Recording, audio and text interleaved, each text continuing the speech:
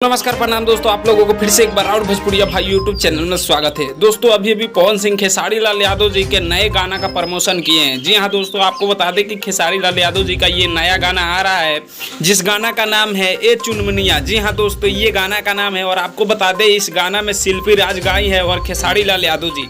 और दोस्तों ये पहली बार खेसारी लाल यादव जी के गाना में आ रही है माही मनीषा। जी हाँ दोस्तों, आपको बता दें कि कई सारे स्टेज शो में आप लोग देखे होंगे कि खेसारी लाल यादव जी के साथ माही मनीषा को इस बार खेसारी लाल यादव जी गाने में भी लेकर आ रहे हैं। उसी गाने के प्रमोशन कर रहे हैं पवन सिंह लाइव आकर के। तो दोस्तों खेसारी लाल यादव जी के गाना का प्रमोशन करना चाहिए पवन सिंह को या नहीं, आप लोग नीचे कमेंट बॉक्स में जरूर बताइएगा। लेकिन खेसारी लाल यादव जी का ये कल गाना आ रहा है 5:45 में। जी हाँ दोस्तों, इसका टीजर आज ही रिलीज कर दिया गया है और आप लोग नहीं देखे होंगे तो जरूर जाके एक बार देखिए, क्योंकि पवन सिंह भी कर रहे हैं इस गाने को प्रमोशन।